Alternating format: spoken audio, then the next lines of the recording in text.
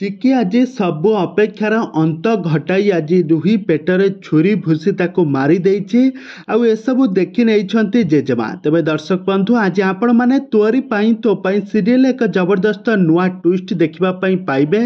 ତେବେ ଦର୍ଶକ ବନ୍ଧୁ, ଏହି ସିରିଏଲର କାହାଣୀରେ ଆଗକୁ କ'ଣ ଘଟିବ ଆଉ ଚିକି ଏମିତି କ'ଣ ପାଇଁ କଲା, ରୁହିର ପ୍ରତିଶୋଧ ନେଲା, ଏ ସମ୍ପର୍କରେ ସବୁ କିଛି ଜାଣିସାରିବା ପରେ ଆପଣମାନେ ଆଜିର ଭିଡ଼ିଓଟିକୁ ପୁରା ଶେଷ ପର୍ଯ୍ୟନ୍ତ ଦେଖନ୍ତୁ।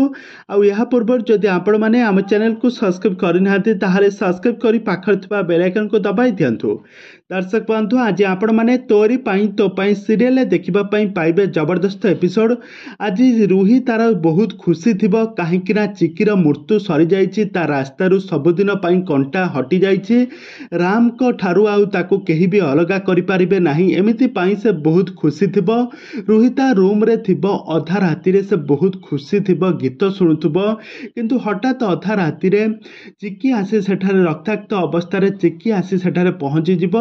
ଆଉ ରୁହି ଚିକିକୁ ଦେଖି ପୁରା ଆଶ୍ଚର୍ଯ୍ୟ ହୋଇଯିବ ଆଉ କହିବ, ଚିକି ତୁ ବା ମରିଯାଇଥିଲୁ ପାହାଡ଼ ତଳକୁ ଖସି ପଡ଼ି। ଆଉ ଚିକି କହିବ, ହଁ ମୁଁ ମରିଯାଇଥିଲି, କିନ୍ତୁ ମୁଁ ତୋର ପ୍ରତିଶୋଧ ନେବା ପାଇଁ ପୁଣି ଥରେ ଦେବୀ ମାଙ୍କ କୃପାରୁ ପୁଣି ଥରେ ନୂଆ ଜୀବନ ପାଇଁ ତତେ ଆଜି ସବୁଦିନ ପାଇଁ ରାସ୍ତାରୁ ହଟେଇ ଦେବା ପାଇଁ ମୁଁ ଆସିଛି। ଏକଥା ଶୁଣି ସାରିବା ପରେ ରୁହି ପୁରା ଆଶ୍ଚର୍ଯ୍ୟ ହୋଇଯିବ, କହିବ, ତୁ ଚିକି କ'ଣ କହୁଛୁ? ତତେ ତ ରାମ ଠେଲି ଦେଇଥିଲେ, ରାମ ସିନା ତତେ ମାରି ଦେଇଥିଲେ, ମୁଁ ତ ତତେ କେବେ ବି ମାରିବା ପାଇଁ ଚାହିଁନଥିଲି। କିନ୍ତୁ ଚିକି କହିବ, ତୁ ହିଁ ଅସଲ ଗୁମର ଖୋଲିଛୁ, ତୁ ହିଁ ପ୍ରକୃତ ସତ, ତୁ ହିଁ ରାମଙ୍କ ମୁଣ୍ଡରେ ଇଆଡ଼ୁ ସିଆଡ଼ୁ ମୁଣ୍ଡରେ ପୁରାଇ ତୁ ମୋତେ ମାରିବା ପାଇଁ ଚେଷ୍ଟା କରିଛୁ, ମୁଁ ତତେ କେବେ ବି ଛାଡ଼ିବି ନାହିଁ। ଆଉ ତୋର ପାପ ଭାର ଦିନକୁ ଦିନ ବଢ଼ିବାରେ ଲାଗିଛି, ସେହି କାରଣରୁ ଦେବୀ ମା ମୋତେ ତାଙ୍କ ରୂପ ଅନୁସାରେ ମୋତେ ପୁଣି ଥରେ ନୂଆ ଜୀବନ ଦେଇ ତତେ ତୋ ଠାରୁ ପ୍ରତିଶୋଧ ନେବା ପାଇଁ ମୁଁ ପୁଣି ଥରେ ଫେରି ଆସିଛି। ଏକଥା ଶୁଣି ସାରିବା ପରେ ରୁହି ପୁରା ଆଶ୍ଚର୍ଯ୍ୟ ହୋଇଯିବ। ଆଉ ଚିକି ଗୋଟେ ଭୁଚାଲି କାଢ଼ି ରୁହି ପେଟରେ ଭୁସି ଦେବ, ଆଉ ରୁହି ସେଠାରେ ଚିତ୍କାର କରି ମୃତ୍ୟୁବରଣ କରିବ।